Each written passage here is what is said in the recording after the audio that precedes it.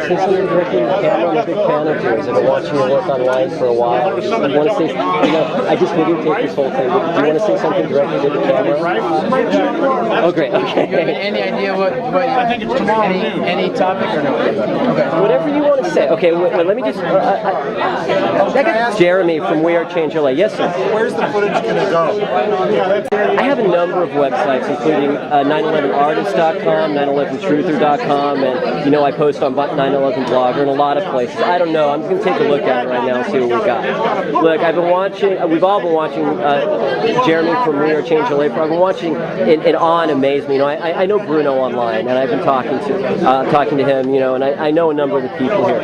Look, I just saw the opportunity after videotaping this to see if Jeremy would say something directly to the audience about what he thinks is important about what's going on. So just like whatever you want to say, sir. We'd love to hear it. Cool. Well, what is it? 2010 now, 9 years after the crimes of September 11, 2001, and it appears we are still highly relevant as a movement of people, no matter how fractious we are internally, how many disagreements we have about the facts of September 11th, but it turns out that our differences are actually, in many ways, I would say, becomes more of our power. And so I think right now, as we begin to reach more and more people, I think it's even more important that we maintain our diversity and honor our diversity in terms of our debates about facts, at the same time as getting even more powerfully cooperative in terms of our approach to creating actions that will push both, because I see there's two sides of what we're doing. The first side is an internal thing that's really, really important, and a lot of people skip over the importance of the internal power of taking back our minds. Okay, any society that's going to be potentially based on freedom and justice and truth is going to have to be based on people who know how to think, know how to feel, and know how to act in an ethical way. At the same time, the external side of it is to create a political movement, to be politically effective.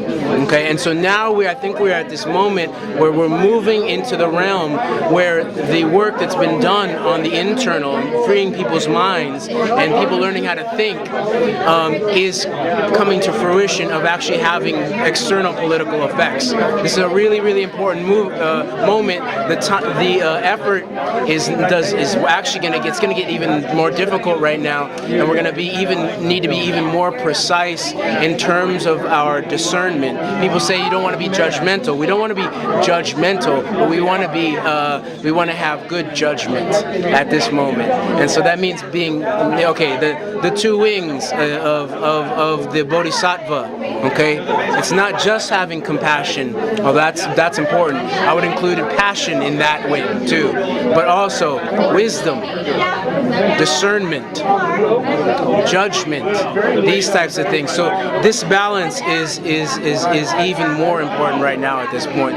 But everybody, around the country, around the world, has done an incredible job just for us to have not been consigned to the dustbins of the conspiratorial pornography of history. So we are still alive and we're moving.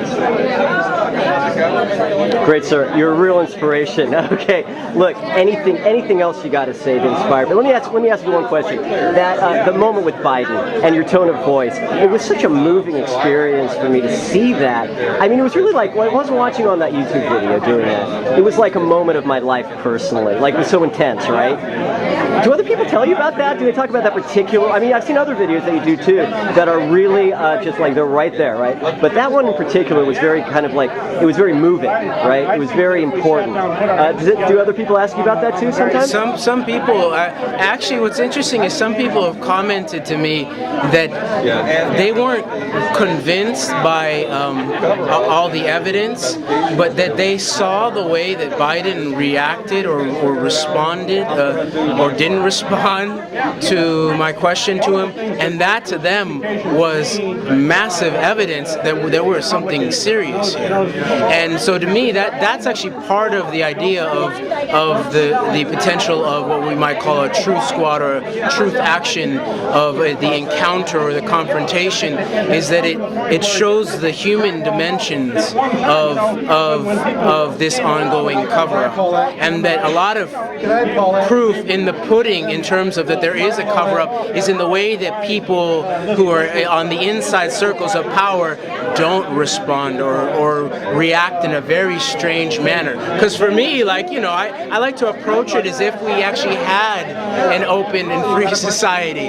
And so I sort of put good faith forward. And even though I'm highly suspicious, and I'm pretty sure that Biden's not going to say, oh yeah, evidence, let me take it to the Attorney General, I'll give it to the President, I'll make sure that he has it, we'll look into it, if there's something there, we'll make sure the Department of Justice goes out and finds out who did this.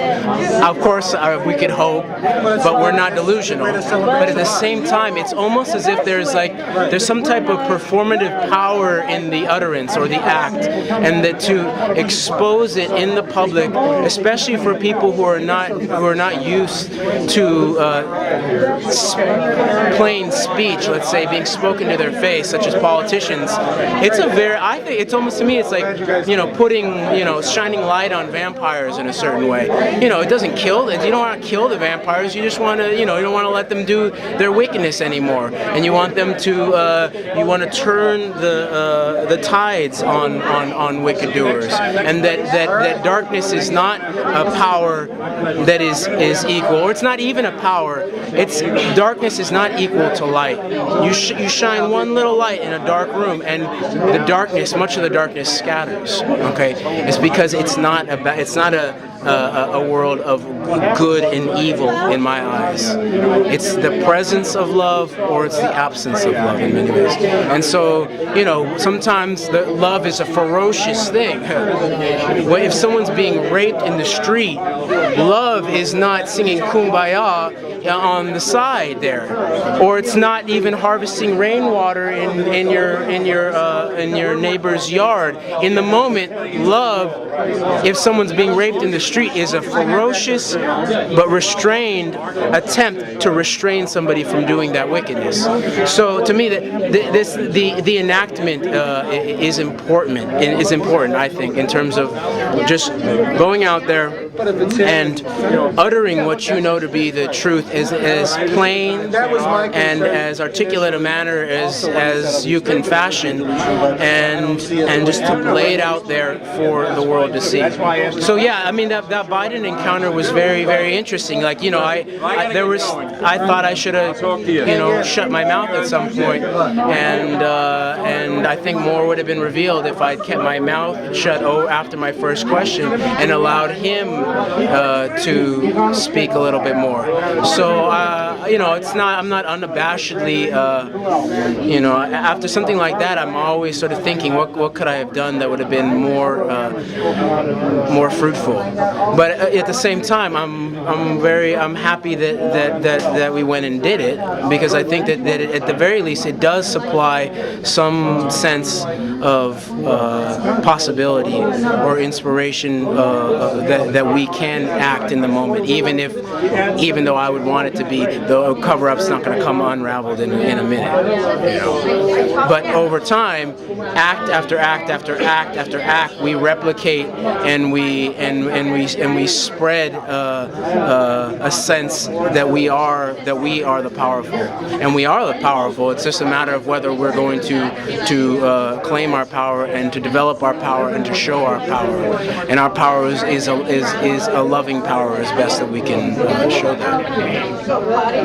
Great. Okay, so as Jeremy, please forgive me, I didn't know that I was going to be here with you, and I've been looking forward to meeting you for a long time. Forgive me if I pronounce it. Rothe-Kushel, is that correct? That's correct. Jeremy Rothe-Kushel, your biggest fan. Thank you. You got anything else to say before I sign off here with you? No, thank you for what you do. You know. Thank you for everything. Look, what you're doing is the most. It's like the most exciting to many people that I talk to, not only me. Well, I thank you for. It's so true. You know, it rings true. Because I mean, you're right. I mean, you're right there. I mean, you're just right there on it.